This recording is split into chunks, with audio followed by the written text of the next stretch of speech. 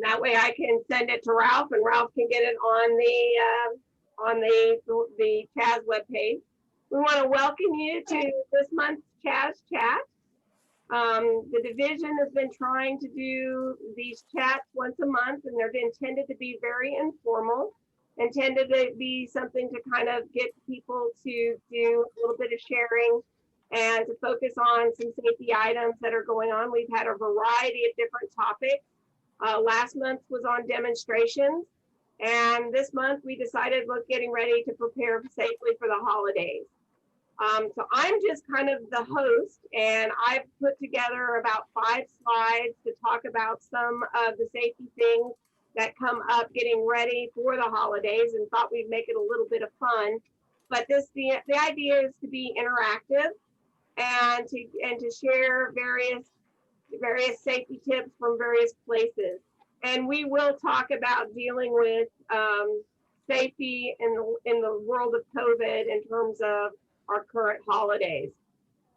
So again, I welcome everybody, and we will go ahead and get started. So I went out and looked at what some of our safety, some of the big 5 Thanksgiving fails associated with safety and things that happen in the holidays.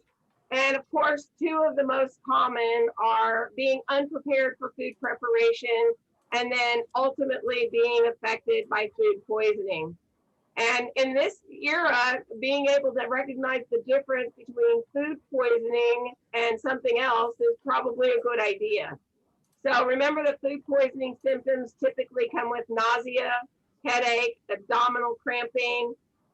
The possibility for fever is there, and diarrhea and dizziness. Depending on where you're at and depending on how your institutions are handling it, for example, our institution says if you have a fever, you got to go get tested. Whether you know it's food poisoning, whether you know it's a sinus infection, whether you know it's something else, you got to have a COVID test before you can come back in. So something. Do you want to be on the next slide? What? Do you want to be on the second slide? Yeah. Okay, you're on the first slide right now. This is the 5 from the Farm Bureau. I'm still seeing the safely preparing, the title slide. Interesting, because I've got this one. Let's see. Maybe we're looking at your second monitor. Now I've got them on. I've got the second slide on several things. Let me do it again, and let me share a screen, and I'll share it there. Now, do you see the second slide? Now we see it. Yes. Okay. Yeah. Thank you. Appreciate it. And so these are our food poisoning symptoms that we have there. And again, like I said, our particular institution says that if you have a fever, no matter what the fever is in relation to, you've got to go out and get tested for COVID before you can return back to campus. And as we get closer to Thanksgiving, the butterball turkey people, the honeysuckle turkey people, a variety of folks are out there that will be posting those normal food preparation, food safety items as they do historically. And apparently Progressive and Whole Foods, you can get insurance on your turkey this year. If you buy your turkey through Whole Foods, that they are selling a Progressive insurance policy with them. So it's been kind of an interesting thing to watch. All right, Ralph, I'm going to change my slide. We'll see what happens.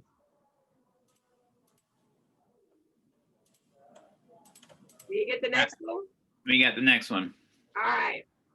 So the other big Thanksgiving fails are the, just a second, I'm going to admit some folks into the room here.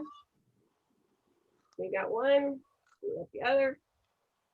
Fire risk is a big one. Turkey fryers have been highly popular, and that's been a problem. And you'll see if you go on the web and look for turkey fryer fires, there are a bunch of them that are out there. So make sure that people are aware that as they're cooking, or maybe haven't used some of their cooking equipment in quite some time, that you be prepared for fire risk. Additionally, if you are traveling, weather conditions around Thanksgiving definitely have a chance to change. We had ice 2 weeks ago. So driving conditions could be a huge issue. Although hopefully with the recommendations, people aren't going to be traveling as much during this Thanksgiving. Well, I And like the blue even better. so let's see. I'm going to mute everybody for just a second.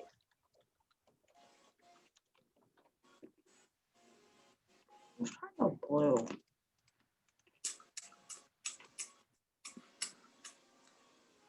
Right. So that's one of the things to be out there. And now we get the other Thanksgiving fail is also associated with theft. And that was from the Farm Bureau. But when you looked at several other safety items preparing for the holidays, these were the 5 top things that you had to be prepared for Thanksgiving and then in that time, and making sure that you don't travel.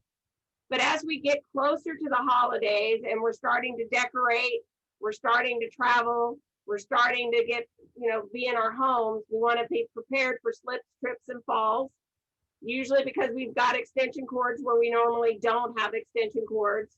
We have to watch our ergonomics, working from heights and ladders. You want to make sure that you're being prepared for that. People don't necessarily make sure their ladders are properly positioned, but while they're putting up their decorations, they want to make sure you're on level surfaces, that you've got 3-point contact, and those aspects are taken care of. For us, we've had a lot of ladder safety in our area because of our recent ice storm. We've even had bucket trucks out and about because of our recent ice storm. All the trees still had leaves, and it was a big mess for us. So we've seen a lot of chainsaw safety, a lot of ladder safety, properly using of equipment, not reaching too far away from the edge of the ladder to actually put up your decorations. And I found this really good infographic talking about slip, trips, and falls, ergonomic issues with lifting heavy luggage, with lifting boxes, moving boxes, improper lifting techniques, all of those particular aspects you want to be concerned about. As the weather changes, we bring in space heaters, and those space heaters can be either electrical space heaters or gas space heaters or propane-based space heaters, depending on where you are. And I understand that this year there's been a run on space heaters if you want to get them for outdoor events, even because we're trying to social distance. Restaurants have been utilizing a lot more space heaters, and so it may even be just difficult to get a space heater. But remember, if you're using a space heater that is fired, such as propane, butane, you've got to be in open areas because you do not want to have a carbon monoxide issue. Also, kerosene space heaters are designed to be used in large outdoor areas. They are not designed to be utilized inside the house. And that can create a chemical hazard risk depending on what contaminants are in your kerosene. Because kerosene is not necessarily, it has more things in it than our other heaters. And if you look at the data, kerosene space heaters have potential to give you some potential heavy metal exposures. So you want to watch those with your space heaters. Also want to watch tipping. A lot of your new electric space heaters have safety switches on them so that if they get knocked over, they're not going to fall and catch things on fire, but it gets us back to our fire hazard type of activity. So those are our normal things, but as we start to move back indoors, we're going to have to deal with a lot more of those traditional safety hazards. So I'm going to switch. So Ralph, can you tell me thumbs up, or Tim, can you tell me thumbs up if you see the next slide? I can see the next slide. All right, great. So there are new guidelines for 2020. You can't get away with 2020 without having these new guidelines. And I got these new guidelines from the Center for Disease Control. They have recommendations for holiday gatherings. They also have recommendations for which are higher risk and which are lower risk activities. So I encourage you to go out there and look at those.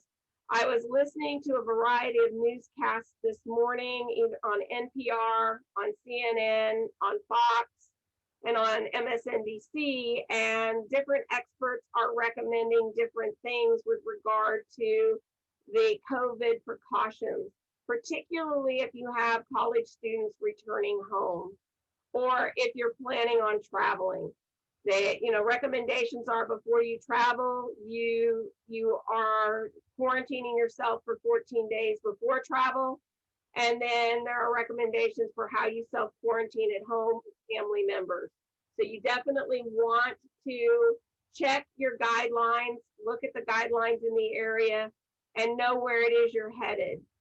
But many jurisdictions right now are changing up the numbers. Depending on what state, there may be restrictions as to even family gatherings. There are minimum numbers I've heard as low as 10, and that's just your own. And then I've heard based on household, it can be your own household or maybe one other household. So depending on where you live, you want to check those jurisdictions. Host activities outdoors as much as possible, although the weather may not be conducive for that. They are recommending, one of the CDC guidelines is host activities only with people from your local area, trying to minimize spread from area to area. Evaluate the duration. Instead of having an all day long event, maybe you just have a short event. Again, that's to minimize potential exposure. Implement preventive measures, hand sanitizer, masks, social distancing, all of the issues that we're currently experiencing right now. You want to make sure that you get those preventive measures in there. And they've even been discussing, if you're traveling to a place, you may want to make sure that when you're between your travel, going from place to the next place, that you want to wash your clothes, change into fresh clothes before you meet and greet people. So there are a lot of different measures that people are looking at. If you're exposed or have symptoms, stay away. Use common sense. And that is really a challenge, because with this, you don't necessarily know if you have been exposed. You don't necessarily know if you do have, or if you are an asymptomatic person. And then consider your actions after the event. And so there's a lot of people that are talking about, if you do travel, to quarantine the 14 days after you've traveled. So those are the current new recommendations, and they are changing a bit daily. I actually looked at these last Saturday, and again, as I mentioned this morning, I was listening to several different places have different type of topics that are there. So I'm going to unmute everybody, and I want to hear if anybody else has had other recommendations. I've got an infographic to close to head us towards Christmas, but I'm going to open it up for that discussion. So I'm going to unmute everybody. All right, and now you can mute and unmute yourself as well. So Ralph was telling us that New Hampshire was saying that if you're traveling back and forth between Vermont and New Hampshire, you have to do the 14-day quarantine. Anybody else having different issues that you're considering with regard to travel and dealing with students even over this holiday break? Because there's been a big debate: do you send students home or do you keep them over? Or how is that going to be handled? And we're hearing that our campus is actually, we're going virtual starting with Thanksgiving. We may start a little earlier, but we are not having students return to campus after the holiday.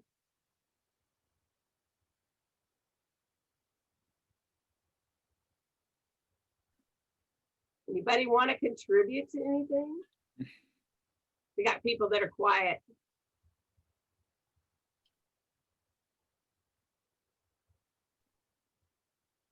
Jennifer, you want to add something? Yeah. Well, I thought I thought I would jump on.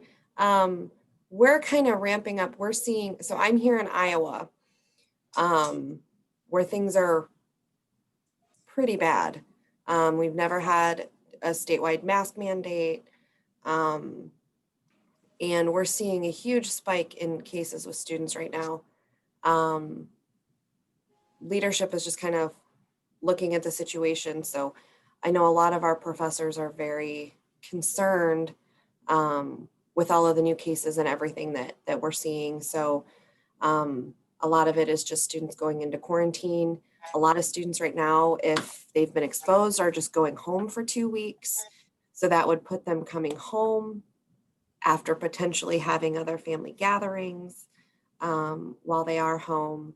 And then at least right now, we're not really seeing that it's a possibility to shut down campus. We're 100% residential. So a lot of our faculty are just transitioning to more online content, especially for labs for the last couple weeks, as much as they're able to, because we have quite a rotation of students and faculty and staff that are in and out. So right now it's just making sure that people can actually get tested, which is something else that's interesting.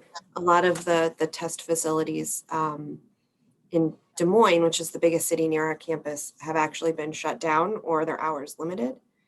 So that makes it extra difficult to get testing for anybody. So I know that's kind of our biggest concern, is just, are people actually going to stay home or not have big family gatherings, or are they going to follow any of these guidelines? So that's kind of what we're dealing with here as far as COVID is concerned. Why are the testing centers being closed down? If I had a good answer for you, I probably would be in politics and not, Just not curious. a chemist. Really, it's kind of following the narrative of, if you don't test, then we don't have cases. All of the hospitals in Des Moines and many of the smaller hospitals in neighboring cities are at capacity right now. So they're shutting down all elective procedures and really telling people, you have, like, just be safe. Like, you can't come here unless you really, really are sick. So it's starting to get really, really scary. And if I had an answer for why they were shutting down testing facilities, I had a student worker today who found out that her floor mates are all kind of starting to test positive. That was this morning. I got the text, hey, if I'm being told not to go into quarantine, should I still come into work? I'm like, no, don't come into work. You've potentially been exposed.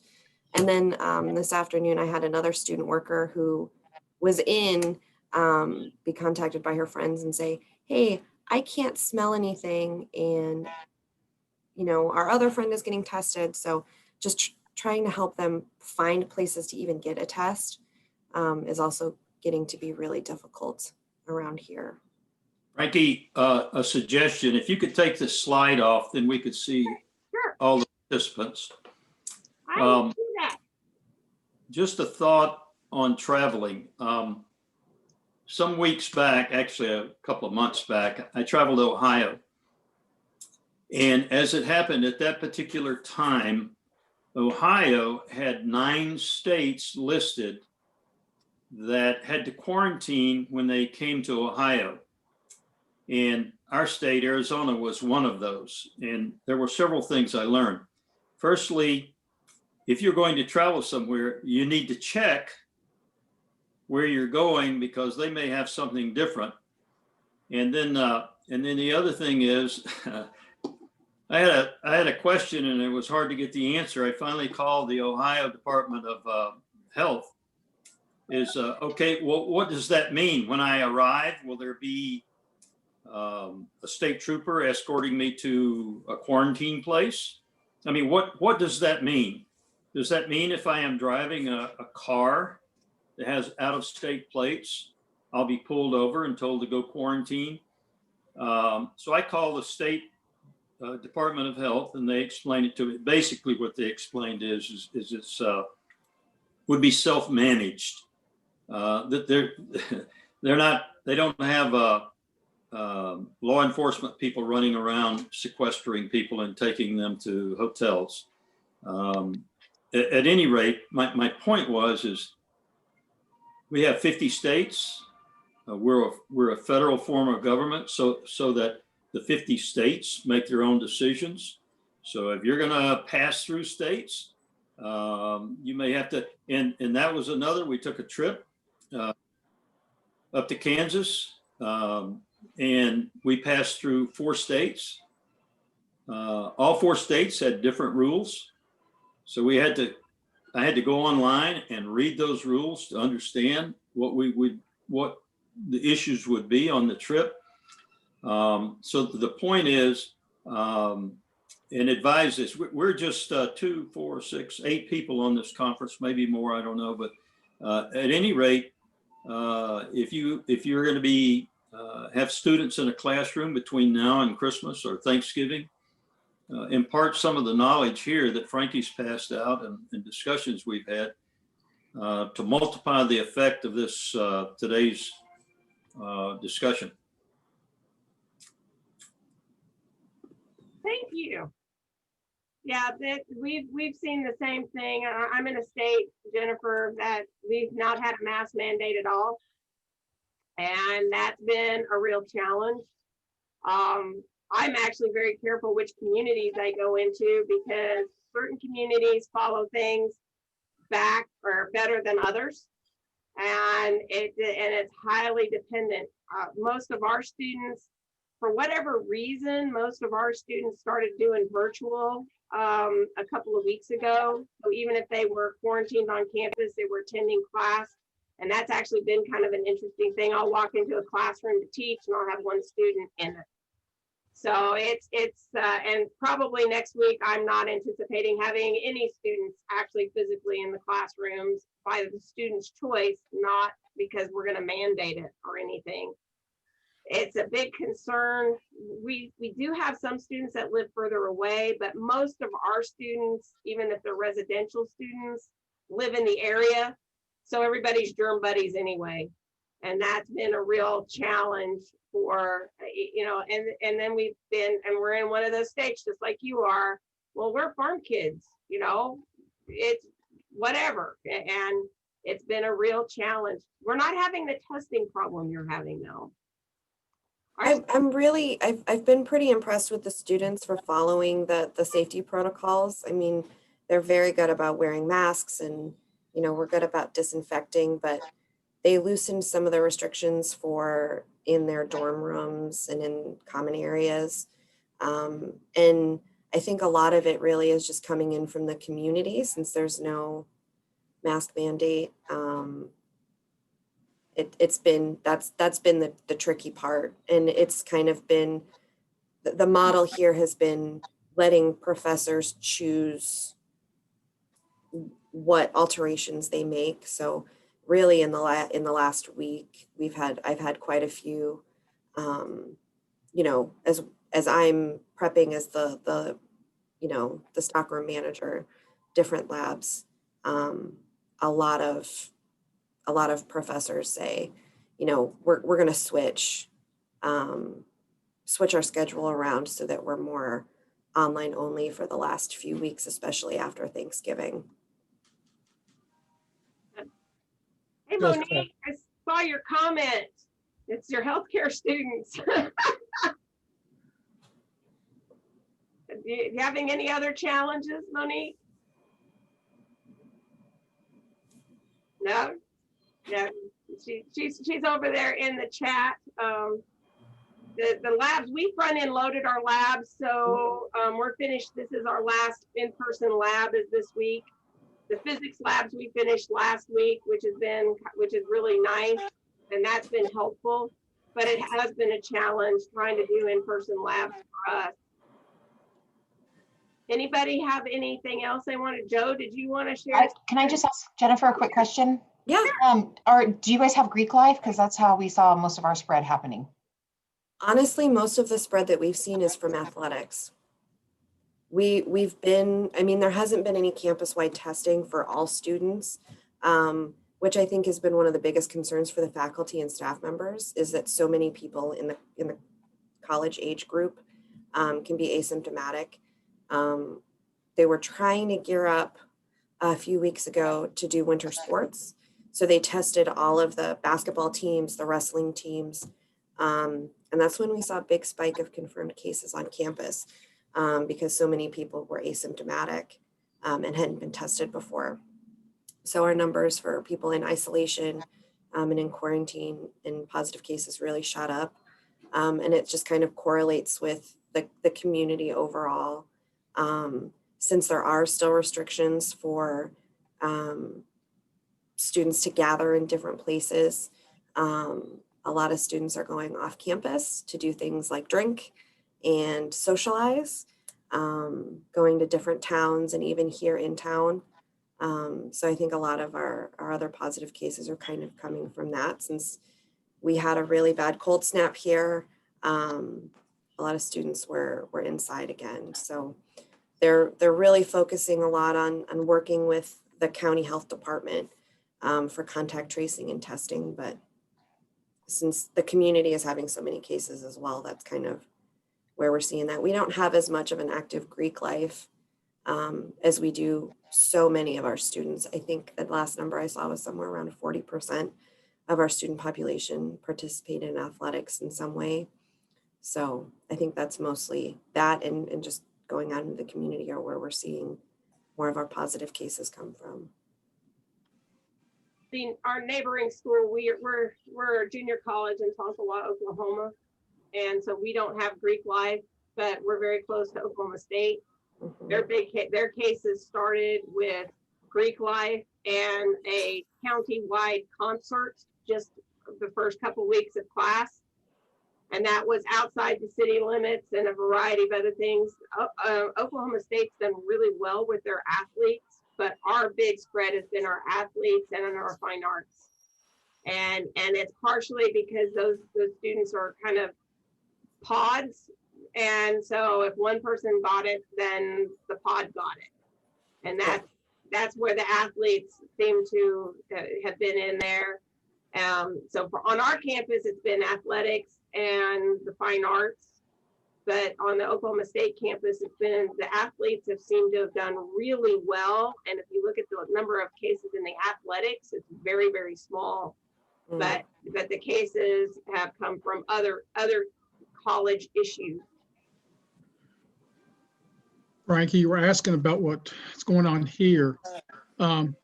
Luckily, I'll say luckily, I retired last year. So I picked the right time to do so. But our school here, Bridgewater, we're a D3 school. So we don't have athletics right now. There are some of the teams are trying to practice in very small groups. I've been through the campus because I have to drive through if I go anywhere here. And every student I see has masks on.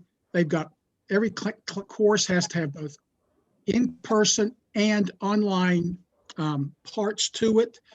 So we have some classes, the teacher will have maybe 30 students and 15 will be in class, 15 will be online or in some type of disproportionate number. I'm not sure how they're doing the labs because I haven't talked to them about that. I've tried not to go back and put my nose in the department because I want the new person to get his feet wet with, make it his role in that part. But it's, but so far with the number of students that aren't on campus, they've been able to spread the students out in the dorms. And we have one dorm, which is isolation, so that if a student, it does test positive, they're putting them there. And I've noticed that the number of cars or people at that dorm have been minuscule. So apparently they've been doing pretty well. The reports I've seen in the newspaper and stuff say that we've not had that many cases. That's good. The students are doing their share. That's good.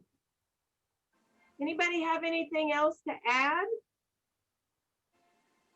Just a note about Ohio. Ohio has between 13 and 15 states that they recommend quarantines, self-quarantine for 14 days if you travel to Ohio from these other states. Well, You know, it brings to mind Kentucky and Tennessee. Tennessee for a long time didn't have a mask recommendation and didn't shut down their state. And people in Kentucky were complaining about the need for a southern wall. But in their case, the southern border of Kentucky was where they wanted to put the wall, just to keep people from Tennessee out. Yeah. You know, it's interesting. You mentioned that about Ohio, and I mentioned a little earlier that I had traveled. I forgot to mention how I traveled. I flew to Ohio. I drove on the other trip.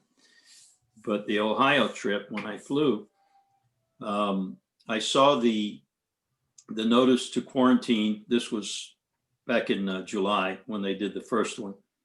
I happened to see it on the news the night, I think the day before my scheduled flight. And I was very unhappy that the airline, it was interesting. It was a direct flight from Arizona to Ohio. So they weren't picking up passengers anywhere else, nothing. And the airline did not bother giving us any kind of information whatsoever about the travel restrictions, the requirement to quarantine, nothing. And I inquired when we were checking in, I inquired, and basically they couldn't tell me anything. They knew nothing, and I found that surprising. Well, there's 50 states, right? Each one with their own list of states. I understand that, but it was a direct flight. If you're a direct flight, yeah, I agree with you. Oh, by the way, Arizona's positivity rate slipped to 14%, taking it off of Ohio's list. So now you're okay. Well, that was it's going back up again, as all of them have. But yeah, at the time that I was traveling, it was I forget 20-something%. But their requirement, Ohio had a requirement. I think the requirement was that it had to drop below. I thought you said 15. I thought it was below 10%. But at any rate, now they raised to 15. So yeah, 7-day rolling average. Good. I'm in Ohio right now, so I'm just feeling like really seen in this conversation. So. Well, I've been in Oklahoma. We've been, depending on which website you follow, we've been red for so long now. It doesn't, because we don't have a mask mandate. We don't have any of that. It's been a challenge. So the good news is, I was going to say, the good news in our university is that we've had 193 cases so far, and none of them have been transmitted in a classroom or a lab room. So that seems to be our case too. It's not been classroom transmission. Yeah, so it does help. Well, I'm going to go back and share my screen here, and I'm going to kind of push us towards the next. So finishing thinking out after Thanksgiving, looking at what we need to think about when people start decorating, because I think people are going to want some cheer in their homes, cheer in their offices, cheer somewhere else. We need to have some positive things that are out there. A couple of things that just kind of remind folks about candles. And of course, hopefully we don't have students that deal with that. But the other thing is, remember with poinsettias and plants that come in for Christmas that there are poisonous. And so for small children and pets, you need to be aware of those. We've already talked about fires and snags and food preparation. But again, if you're dealing with natural trees, you want to make sure they're well watered and keep them away from potential fire hazards. And I've always had the recommendation, I've always kept a fire extinguisher behind the tree. That was just something when my kids were little and we had natural trees, I just always wanted to make sure I had a fire extinguisher right there just in case. And then of course the designated, the sober driver or designated drivers, and remain sober, especially now with all the interesting new laws that got passed or got voted in over the election. Oregon did some unusual stuff lately, so it'll be interesting to see how some of that gets implemented. So that's my last slide. If there are any other things that people want to talk about, I just kind of wanted to get that to that point, and I'll come back for discussion. I'll stop sharing there. And any other things you want to caution people about getting ready for the holidays? I have a chemical safety question related to COVID. There was a story in one of our local papers, actually a Vermont local paper, about a hotel that was installing hydrogen peroxide gas generators for occupied spaces. Oh my goodness. And they were saying, well, you know, we're so far below the OSHA levels that nobody could ever get hurt. And it's 100% effective against all kinds of germs. I was just wondering if anybody has experience with, they call it dry hydrogen peroxide, because it's not a solution. It's just hydrogen peroxide being, as a gas, being generated and emitted into occupied spaces. No, I haven't heard anything like that, Ralph. Seems to be coming out of Kansas. Kansas is the home of the manufacturer, but it's the first time I know they use hydrogen peroxide gases to disinfect bio labs, but I would presume that the bio lab is not occupied while they're doing that. And face masks. We're using face masks. The Battelle disinfection for N95s used in hospital settings uses dry hydrogen peroxide, but it's at levels of 500 parts per million for at least a half hour. And if they're getting those kind of concentrations, they're going to be well above the OSHA PEL of 1 part per million.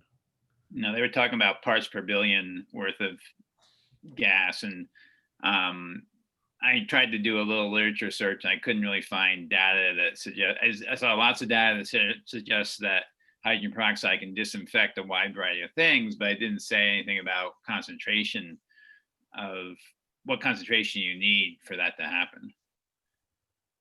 Well, that's the first news I'd heard. The other thing along that line, Ralph, I have started seeing, and people are started cautioning about some of these homeopathic remedies that are going around on social media, and as well as the disinfection type things. And that is of a concern as well, but I haven't actually seen any yet, but I have been hearing word that those things are going around too. So, well, that was actually part of my search. I ran into the social media side of things around hydrogen peroxide, and people were talking about vaporizing the liquid and putting it into your nose and throat to sterilize your nose and throat.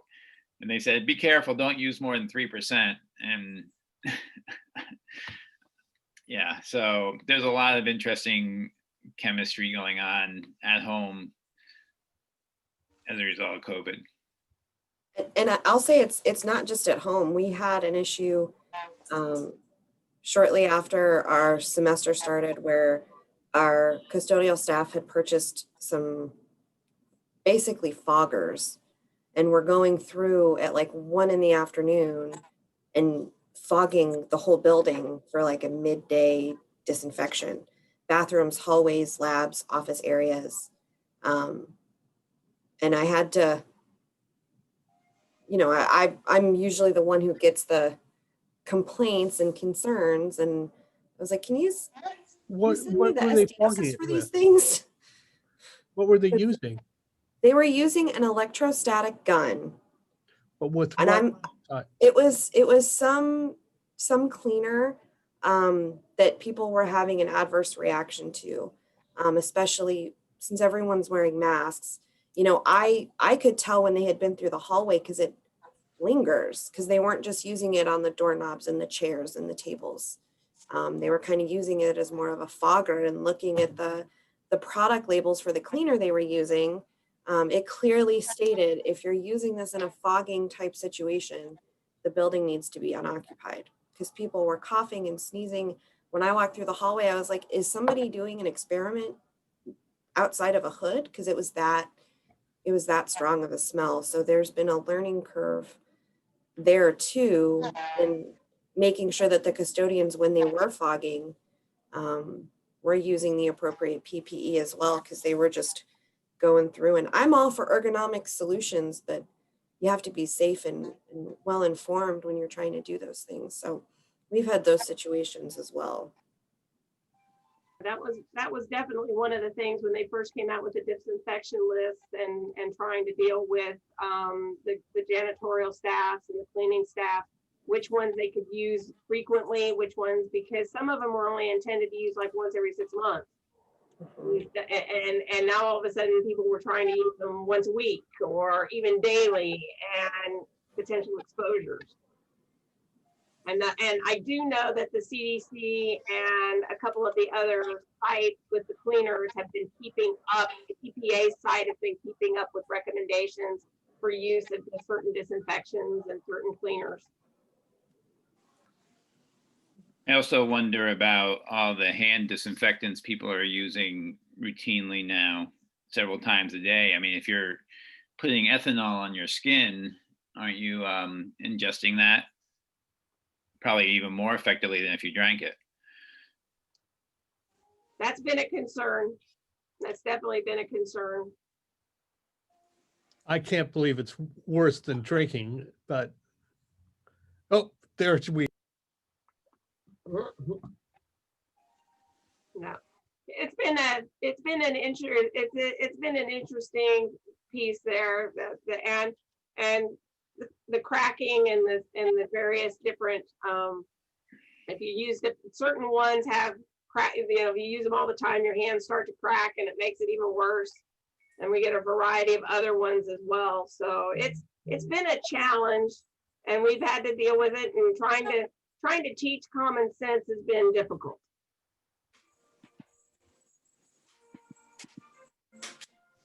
Well, any other comments?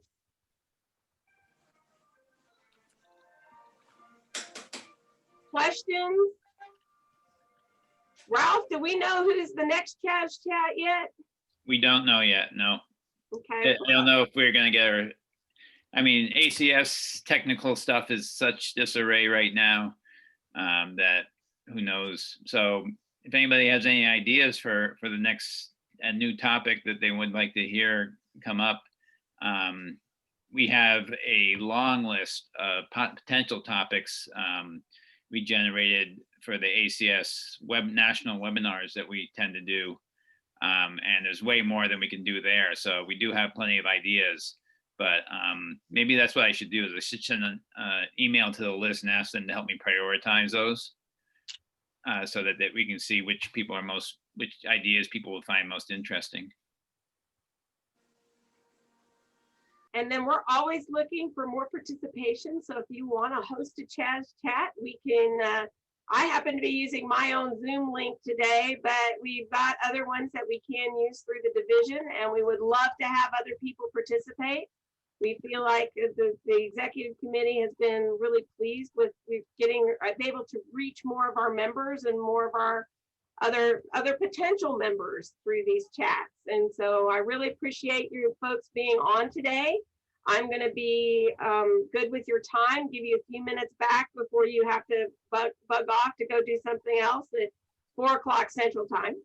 And I thank you for attending today. And you can contact myself, and I will go ahead and put my email address in the chat because everybody can save the chat. And then we can always go through the division listserv, and you can post your questions or concerns. And I know, Ralph, I'll get this video to you so you can post it on the website. I'm also very interested in your PowerPoint because there are several graphics there I can use for community education. The Thanksgiving one and the holiday one are both helpful. Okay, I'll send you the whole PowerPoint. Great, thank you. Thank you, everyone. You all have a wonderful day and have a happy Thanksgiving.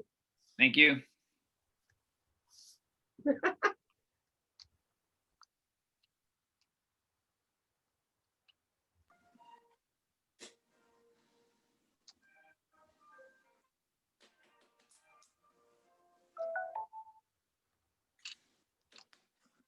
for joining. Goodbye. Bye. We'll talk to you later. Okay.